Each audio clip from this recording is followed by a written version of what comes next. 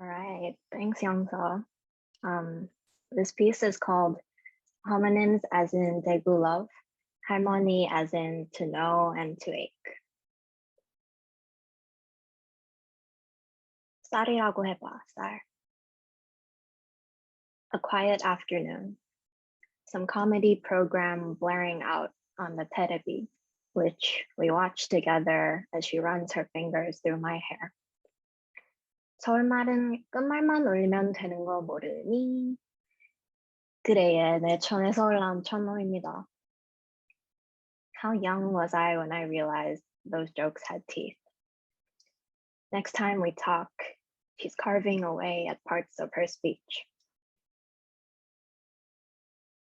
The day he decides to learn everything about me, he teaches himself how to read and write Korean.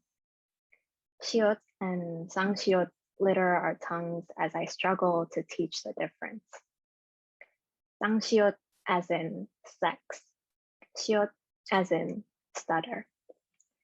We laugh over the irony of soft not being soft and climb into bed, the most intuitive belonging I know.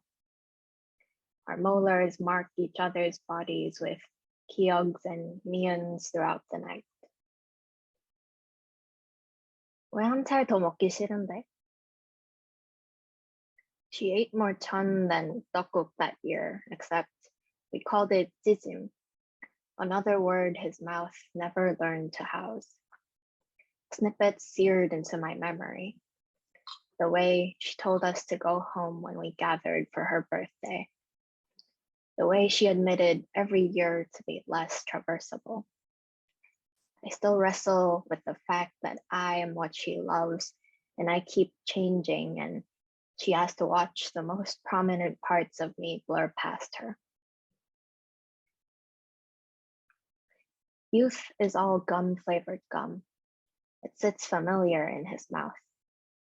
Another year, another identity lost to the wind. Being old must be miserable, I utter with her still in the room. Violence, masked in a language she can still read off my pupils' flitter. Being a child came with gifts, an excusable ignorance. She says, "Are you going to marry my Sonya?" loudly through my earbuds, and he copies her Gyeongsangdo accent, and we all become babies, marrying each other before we remember to swallow again. 여기도 눈 와. 근데 완전 살눈이야. In a season she doesn't know exists, the ice keeps hitting my face as much as I miss her. 선나 곱제기만큼, persistently. She prays for me every single day, no matter how many windows are between us.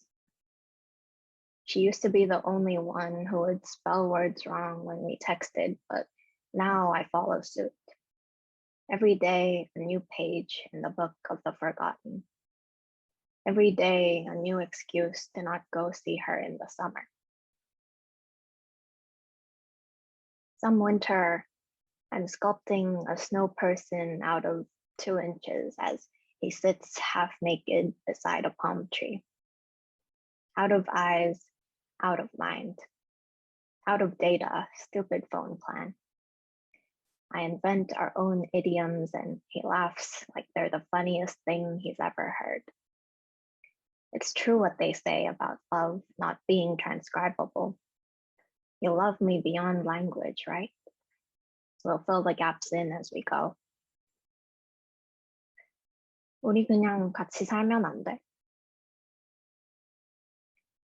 Do you ever wince at the sound of words leaving your own mouth? My Sangsiot blessed name kept mutilating at the edge of her lips the day I told her to learn how to speak proper Korean first. The day she asked me to teach her English and I told her the longest words I knew.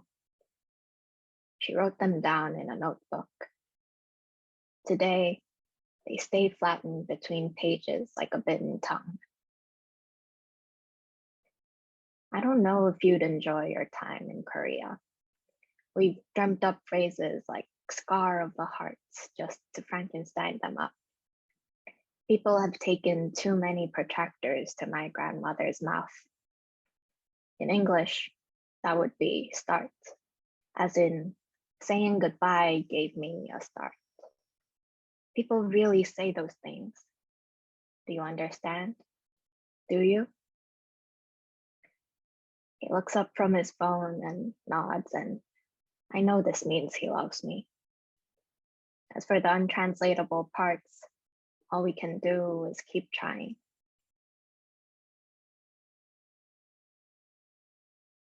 Thank you.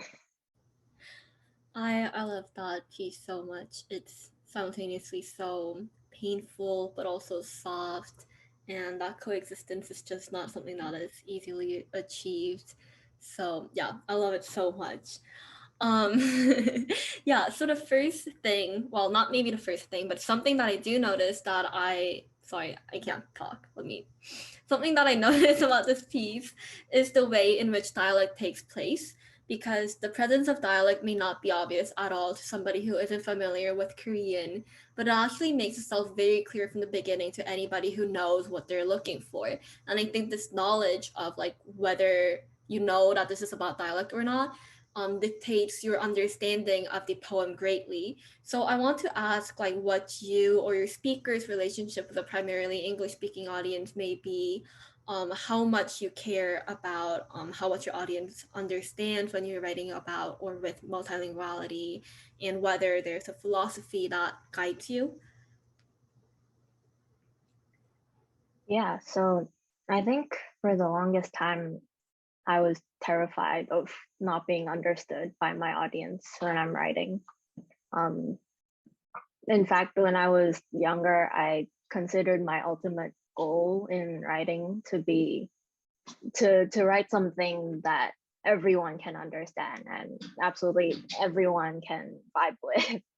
Um, so this is really the first time I'm dipping my toes in multilinguality, and I think I was able to make this change because at some point I realized that the more you broaden your audience, the more sort of disingenuous and diluted, if you will, your writing can become. um and as far as the discourse on alienating your audience or whatever goes, I think my stance is pretty clear that you need to write for yourself more than you write for any audience or for others, because I think good writing doesn't come out of literally sharing experiences or even sharing a language with a speaker. And instead, a lot of what makes good writing is honesty, is vulnerability, that good stuff. um, and besides, I also think this is going to sound really pretentious, but um, maybe the fact that lots of people can't fully understand uh, the dialect and those instances of multilinguality in this piece actually helps me achieve a desirable effect in a way. Like the reader's confusion is actually another metaphor for how sharing languages breeds intimacy, and um, there's always going to be a wall between you and your audience if you don't share that, and so on. But yeah, I've started to sound pretentious, so I'll stop talking now. No, that didn't sound pretentious at all. At all, like it made total sense. Yeah, I'm very glad to hear that. Like trying out multilinguality has been part of like your growth in your like writing philosophy perhaps, so very exciting to see that. Yeah, and speaking of like the intimacy that language can hold, from my understanding in your piece, the learning and knowledge of another person's language is a manifestation of one's love, or like something that's crucial in a truly understanding love, both from the speaker's lover and the grandmother. So would you like do you regard the standard, quote unquote, standard Korean and Gyeongsang dialect as separate languages that allow for different types of love? Yeah, I think this is a really tricky question to answer, and that's why my answer is going to be like yes and no at the same time. Um, and what I mean by that is, it's really hard to ignore the sort of fundamental differences between standard Korean and the Gyeongsang dialect. Um, like the dialect that my grandmother has. Um, the intonation can be very different, and there are a lot of the time separate words for a lot of different things and so on.